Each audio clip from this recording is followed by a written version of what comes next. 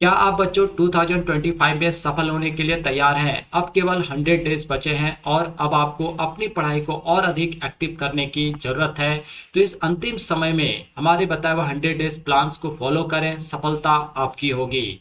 तो प्यारे बच्चों, winners and losers have the same goal. Winner और लूजर सभी के गोल सेम होते हैं। तो बच्चों, आप क्या बनना चाहते हैं इस पर फोकस करने की जरूरत नहीं है। आप क्या अचीव करना चाहते हैं अपने लाइफ में, इस पर फोकस करने की जरूरत है। और इसके लिए हमें करना क्या है बच्चों, तो हमें गोल पर फोकस करने की जरूरत नहीं है, क्योंकि गोल तो केवल हमें डायरेक्शन बताता है। हमें काम किस पर करना है, सिस्टम पर। हम क्या अचीव करना चाहते हैं और उसके लिए हमें क्या क्या करना पड़ेगा, हमें कितने घंटे की पढ़ाई करनी पड़ेगी, हमारा प्लान कैसा होगा, हम अपने कदम्स को कहाँ कहाँ पे रखें कि हम अपने टारगेट्स को, हमने अपनी लाइफ में जो ड्रीम लिया है, हमारा जो ड्रीम है, सपना है, हम उस सपने को अचीव कर पाए। ये हमारा क्या है बच्चों, सिस्टम है। तो हम कैसे काम करते हैं उस पर फोकस करने की जरूरत है। हम क्या अचीव करना चाहते हैं उस पर फोकस करने की जरूरत है, ना कि हम क्या बनना चाहते हैं। ठीक है बच्चों, तो गोल केवल डायरेक्शन बताता है। तो चलिए आज हम लोग बात करते हैं कि लास्ट हमारे 100 डेज में हमारा क्या प्लान होना चाहिए, ताकि हम नीट 2025 को क्रैक कर पाए। तो बच्चों, हमने आज आप सबों को 100 डेज का जो प्लान बताने वाले हैं, उस प्लान में हमने पूरे 100 डेज को 3 फेज में डिवाइड किया हुआ है। तो आप प्रॉपर तरीके से इन तीनों फेज को देखिए, समझिए और उसको फॉलो कीजिए। तो आई होप आप लोग भी नीट 2025 को 100 डेज के अंदर क्रैक कर सकते हैं। तो चलिए बात करते हैं फेज नंबर 1 पे। फेज नंबर 1 क्या है बच्चों, फाउंडेशन बिल्डिंग। यानी ये जो आपका फेज नंबर 1 होगा वो आपका डे 1 से लेकर 30 यानी 30 दिन का ये प्लान है बच्चों। ठीक है, और इस पे आपको फोकस क्या करना है, रिवाइज एंड बेसिक्स। यानी आपको रिवाइज करना है। अभी तक आप लोगों ने जिन भी चीज़ों को पढ़ लिया है या जो जो सब्जेक्ट आप लोगों ने कवर कर लिया है, उन सारी चीज़ों को आपको रिवाइज करना है। उनके बेसिक्स कॉन्सेप्ट्स को जानना है, समझना है और हर एक एक छोटे छोटे कॉन्सेप्ट्स को क्लियर करना है बच्चों। ठीक है, आपके मेनली सब्जेक्ट यहाँ पे नीट क्या है, तो फिजिक्स, केमिस्ट्री और बायोलॉजी होंगे। तो आपका डेली का टारगेट क्या होना चाहिए, फिजिक्स का टारगेट क्या होना चाहिए, केमिस्ट्री का टारगेट क्या होना चाहिए एवरीडे, बायोलॉजी का क्या टारगेट होना चाहिए, चलिए इस पर बात करते हैं। तो biology complete 1 chapter daily emphasising NCERT. तो आपको पर डे बायोलॉजी का कम से कम 1 चैप्टर बच्चों कंप्लीट करना है। साथ ही साथ एनसीईआरटी पर भी फोकस करना है। आपने जो एनसीईआरटी का नोट्स बनाया हुआ है उस नोट्स को भी फोकस कीजिए और कम से कम 40 एमसीक्यू क्वेश्चन जो है जरूर बनाए बच्चों एवरीडे। ठीक है, नेक्स्ट है फिजिक्स, रिवाइज की formulas and solve 20 to 30 numerical problems daily. तो आपको यहाँ पे भी एवरीडे 1 चैप्टर को कंप्लीट करना है और जो इम्पोर्टेंट फार्मूलाज हैं उन सारे फार्मूलाज को भी रिवाइज करना है। और कम से कम 30 से 40, हमने यहाँ पे 20 से 30 आपको बताया, बट मैक्सिमम आप 30 से 40 क्वेश्चन जो है पर डे सॉल्व कीजिए, है ना, तभी मजा आएगा बच्चों। नेक्स्ट है आपका केमिस्ट्री। केमिस्ट्री में आपके 3 पार्ट्स हैं, तो उन तीनों पार्ट्स को अलग अलग स्प्लिट करके आप जो पढ़ाई कर सकते हैं। तो इन ऑर्गेनिक की बात करें तो memorize NCERT facts. Inorganic में आप एनसीईआरटी के जो मोस्ट इंपॉर्टेंट फैक्ट्स हैं उन सारे इंपॉर्टेंट फैक्ट्स पर आप गौर कीजिए, उनको 1 by 1 अच्छे से देखिए। ठीक है, ऑर्गेनिक के अंदर रिवाइज एक्शन रिएक्शन मैकेनिज्म।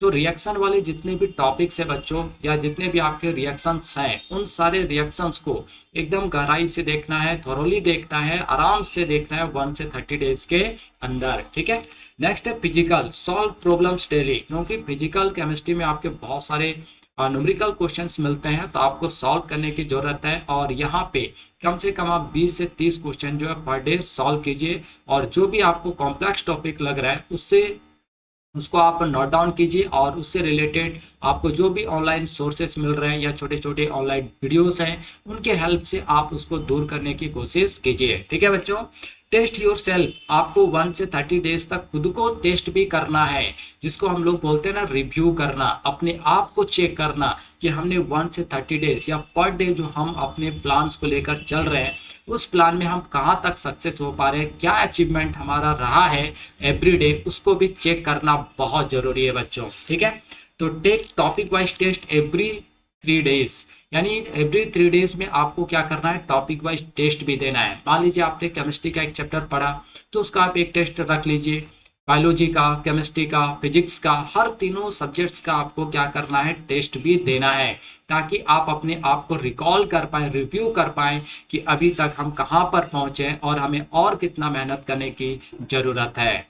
चलिए, तो ये था आपका फेज नंबर 1 से लेकर 30 डेज तक का प्लान है। एवरीडे आपको 1 चैप्टर प्लस उसके साथ 30 न्यूमेरिकल क्वेश्चंस कम से कम और 30 एमसीक्यू क्वेश्चन फिजिक्स, केमिस्ट्री और बायो के। ठीक है, अगला है बच्चों phase number 2, practice and perfection. अब आपको यहाँ पे 31 से 70 डेज तक आपको प्रैक्टिस करना है, जम के प्रैक्टिस करना है और परफेक्शंस पर फोकस करना है। तो फोकस क्या करना है, प्रॉब्लम सॉल्विंग एंड एप्लीकेशंस। आपको ज़्यादा से ज़्यादा क्वेश्चंस को सॉल्व करना है, क्योंकि आपने फर्स्ट फेज में पूरे चैप्टर्स को रिवाइज कर लिया है थोरोली। अब आपको उन सारे चैप्टर्स के एप्लीकेशंस पर फोकस करने की जरूरत है, प्रॉब्लम्स को सॉल्व करने की जरूरत है। सब्जेक्ट्स ऑल 3 इक्वली बैलेंस्ड, आपको तीनों को बैलेंस करने की जरूरत है बच्चों यहाँ पे। ठीक है, तो आप एवरीडे कम से कम 10 से 12 घंटा का पढ़ाई कीजिए और उसे 3 पार्ट्स में आप डिवाइड कीजिए। अगर आप 10 घंटा ले रहे हैं तो 3-3 घंटा, अगर 12 घंटा का टारगेट आपने रखा है तो 4-4 घंटे का आपका क्या होगा, प्लान होना चाहिए। ठीक है, और बीच बीच में आपको छोटे से क्या करना, ब्रेक्स भी लेना है, जिसको हम लोग पोमोडोरो टेक्निक्स अपनाना है बच्चों। हर 25 या 30 मिनट के बाद एक छोटा सा 5 मिनट का ब्रेक लेना है, ताकि आप अपने आप को क्या कर सके, रिचार्ज कर पाए। ठीक है, और आपका जो प्रेशर है, टेंशन है, वो भी आपका क्या होगा, खत्म होगा। तो छोटे छोटे ब्रेक्स के साथ आपको पढ़ना है, कंटिन्यू 3 घंटे तक बैठे नहीं रहना है ना। अब देखिए डेली रूटीन आपका क्या होना चाहिए, 31 से 70 डेज तक का। तो मॉर्निंग में revise typical concept from phase 1। अब आपने जब फेज 1 कंप्लीट किया 30 डेज, तो आपको पता चल गया होगा कि कौन कौन सा डिफिकल्ट टॉपिक्स है या कॉम्प्लेक्स टॉपिक है जो आपको प्रॉब्लम क्रिएट कर रहा है। तो उन सारे टॉपिक्स को यहाँ पे उठाना है और मॉर्निंग के टाइम पे डिफिकल्ट या कॉम्प्लेक्स टॉपिक्स को कवर करना है। आफ्टरनून प्रैक्टिस 100 प्लस एमसीक्यू पर सब्जेक्ट, यानी 100 से लेके 120 एमसीक्यू क्वेश्चन जो बच्चों एवरीडे बनाना है। ठीक है, अगर आप 120 क्वेश्चंस ले रहे हैं तो 40-40 क्वेश्चन आपके तीनों सब्जेक्ट्स के हो जाएंगे, फिजिक्स, केमिस्ट्री और बायो। और ये आपको एवरीडे 40 दिन तक आपको कंटिन्यू करना है। ठीक है, आप करके देखिए बच्चों, बहुत बेनिफिट आपको मिलने वाला है, एक्स्ट्रा ऑर्डिनरी आउटकम जो आपके लाइफ में देखने को मिलेगा, है ना। तो आप लोग जरूर कीजिए इस चीज को। Evening analyse mistakes and revise weak areas, शाम के टाइम में आपको एनालाइज करना है कि आपने कहाँ पे मिस्टेक करा है, क्योंकि आप 120 क्वेश्चन सॉल्व किए हैं, न्यूमेरिकल क्वेश्चंस भी कर रहे हैं, रिवाइज भी कर रहे हैं, तो आपको पता चलेगा कि हम कहाँ पे मिस्टेक कर रहे हैं। तो उन मिस्टेक्स पर एनालाइज करने की जरूरत है, उसको दूर करने की जरूरत है। साथ ही साथ आपको यहाँ पे वीक एरिया भी निकल कर आ जाएगा। जब आप इतने लंबे 30 से 40 दिन तक आपका हो चुका होगा, तो आपके वीक एरियाज भी निकल कर आएगा। तो आपको उन सारे वीक एरियाज पर भी फोकस करने की जरूरत है। ठीक है, एस्टिमुलेट एग्जाम्स। अब देखिए, take 1 full mock test every 3 days. अब आपको यहाँ पे 31 से 70 डेज के बीच में जो आपका प्लान है, इसमें भी हर 3 दिन में आपको क्या करना, फुल लेंथ वाला, यानी तीनों सब्जेक्ट्स का जो 3 घंटे का मॉक टेस्ट होता है ना, उसको आपको देना है। ठीक है, एंड एनालाइज योर परफॉर्मेंस। और अब आपको टेस्ट देने के बाद खुद के परफॉर्मेंस को भी एनालाइज करना है, रिव्यू करना है कि आपने, क्योंकि आप सप्ताह में 2 बार टेस्ट देंगे तो आपको पता चलेगा कि फर्स्ट जब एग्जाम आपने दिया था उसके एवरेज में, है ना, सेकंड का एग्जाम आपका कैसा रहा, कैसा आपने परफॉर्मेंस करा है। तो अपने परफॉर्मेंस को भी क्या करना है, रिव्यू करते चलना है, और जहां पे मिस्टेक होगा आप उसको निकालिए, उसको दूर कीजिए 31 से 70 डेज के अंदर। क्लियर है बच्चों। अगला हम लोग चलते हैं फेज नंबर 3, एग्जाम रेडनेस। ये आपका कितने दिन का है, 30 डेज का है। और यहाँ पे आपको रिवीजन, स्पीड और एक्यूरेसी, इन तीनों चीजों पे आपको फोकस करने की जरूरत है। हो सकता है कि अभी तक आपने जो मॉक टेस्ट दिया होगा उसमें आपका टाइम ज्यादा लग जा रहा होगा, 3 घंटे में नहीं कर पा रहे होंगे, बट अब आपको क्या करना है, रिवीजन भी करना है, अपने स्पीड्स को भी बढ़ाना है ना, और एक्यूरेसी पर भी फोकस करना है। ऐसा नहीं कि हमने स्पीड तो बढ़ा लिया बट एक्यूरेसी हमारा क्या हो रहा है, खराब जा रहा है, तो फिर कोई बेनिफिट उसका नहीं है, कोई फायदा नहीं मिलेगा। इसलिए स्पीड के साथ साथ आपका एक्यूरेसी भी बढ़िया होना बहुत जरूरी है। ठीक है, तो इंटेंसिव रिवीजन। अब क्या करना है, intensive revision, cover NCERT line by line. अब यहाँ पे एनसीईआरटी की बुक्स बहुत पतली पतली होती है ना, तो आपको लाइन बाय लाइन एक बार क्या करना, रिवाइज करना, हर एक एक लाइंस को, हर एक एक पॉइंट्स को देखते हुए आपको चलना है। Specially for biology and inorganic chemistry, mainly आपको यहाँ पे एनसीईआरटी के जो वन लाइनर है उन सारे लाइन बाय लाइन किसको देखना है, बायोलॉजी बुक्स और इनऑर्गेनिक केमिस्ट्री का। फुल लेंथ टेस्ट, अब आपको यहाँ पे फिर से फुल लेंथ टेस्ट पर भी फोकस करना है, ये कंटिन्यू हम लोग का चल रहा है ना। पहले हम लोगों ने topic wise full length test दिया, उसके बाद हम लोग सेकेंड फेज में भी हर 3 दिन में एक फुल लेंथ टेस्ट। अब यहाँ पे भी क्या करना है, टेक 1 मॉक टेस्ट डेली। अब आपको एक मॉक टेस्ट जो है डेली देना है। अभी तक हम लोग वीक में 2 ही टेस्ट ले रहे थे 3 दिन में, लेकिन अब आपको क्या करना है, एवरी डे एक मॉक टेस्ट जरूर देना है अंडर एग्जाम लाइक कंडीशन। और आपको एग्जाम जैसे आप दे रहे हैं एज इट इज वैसा ही आपको मॉक टेस्ट देना है, ठीक है। एवरी डे कितना, एक मॉक टेस्ट, यानी 30 दिन में 30 मॉक टेस्ट आपके होने ही होने चाहिए, ठीक है बच्चों। Error log, review your mistakes. अब आपको यहाँ पे अगर मिस्टेक हो रहा है तो उस मिस्टेक को रिव्यू करना है। हमने आपको पहले ही बताया कि खुद को रिव्यू करना, खुद को रिकॉल करना बहुत जरूरी है, ठीक है। All previous test ensure that are not repeated. आपने जो भी प्रीवियस मॉक टेस्ट दिया है उन सारे मॉक टेस्ट को रिव्यू कीजिए, क्या मिस्टेक हो रहा है आपसे, उस मिस्टेक्स को बाहर निकालिए और धीरे धीरे उसको दूर भी कीजिए। Mind maps, create and use mind maps for quick revision for important topics.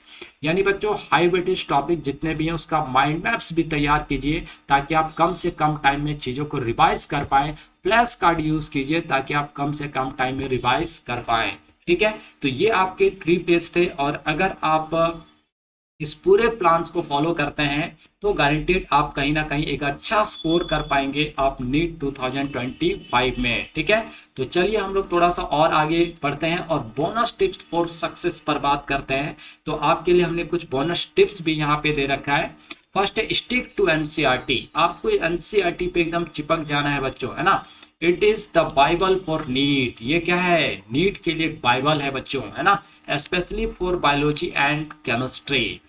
Prioritise weak areas, आपको वीक एरियाज को भी प्रायोरिटी देना है, प्राथमिकता देना है। Focus on topics where you loss marks, और उन एरियाज पर भी आपको फोकस करने की जरूरत है जहां पे आप मार्क्स को क्या कर रहे हैं, लॉस कर रहे हैं, खो रहे हैं, कम मार्क्स आपका आ रहा है, उन एरियाज पे फोकस कीजिए।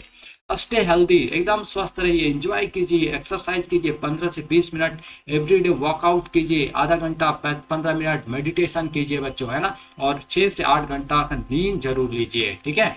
Avoid burnout, take short breaks and stay positive, है ना। तो अवॉइड करना है बर्नआउट्स को। आप पढ़ाई कर रहे हैं, कंटिन्यू 3 घंटा 4 घंटा पढ़ रहे हैं, तो छोटे छोटे ब्रेक्स लीजिए, है ना। और ब्रेक्स लेके अपने आप को पॉजिटिव रखिए, और कॉन्फिडेंस लूज नहीं करना है, एकदम बरकरार रहना है। एंजॉय करते हुए आपको एवरीडे 10 से 12 घंटे की पढ़ाई करना है। और हमने जो आपको प्लान बताया, आप इस प्लान को फॉलो करें, सफलता आपकी कदम जरूर चूमेगी। 100 डेज बच्चों कम लग रहा होगा, लेकिन अगर आप स्मार्ट तरीके से काम करते हैं, जिसको हम लोग स्मार्ट वर्क कहते हैं, अनुशासन को फॉलो करते हैं, हार्ड वर्क करते हैं, तो डेफिनेटली आप 100 डेज में भी नीट 2025 को क्रैक कर सकते हैं। तो बच्चों हमेशा एक लाइन याद रखिए, dream big, work harder and success will follow, है ना। तो अगर आप बड़ा ड्रीम लेते हैं और कंटिन्यू हार्ड वर्क करते हैं तो जरूर सफलता आपकी जो है कदम चूमेगी।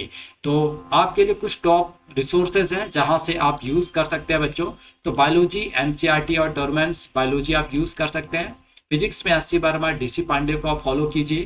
केमिस्ट्री में आपका NCERT, OP Tandon and N Awasthi for physical chemistry problem. तो आई होप बच्चों आप लोगों को टाइम कम लग रहा होगा कि 100 डेज जो है वो बहुत कम है, लेकिन आपको यहाँ पे कंटिन्यू फोकस्ड करना है, कंसिस्टेंसी को फॉलो करना है, स्मार्ट वर्क करना है। तो आप डेफिनेटली नीट 2025 को क्रैक कर सकते हैं। तो मिलते हैं बच्चों इसी तरह के इंफॉर्मेटिव वीडियोस के साथ नेक्स्ट वीडियो में। तब तक के लिए आप सभी बच्चों को thank you, tata, bye bye.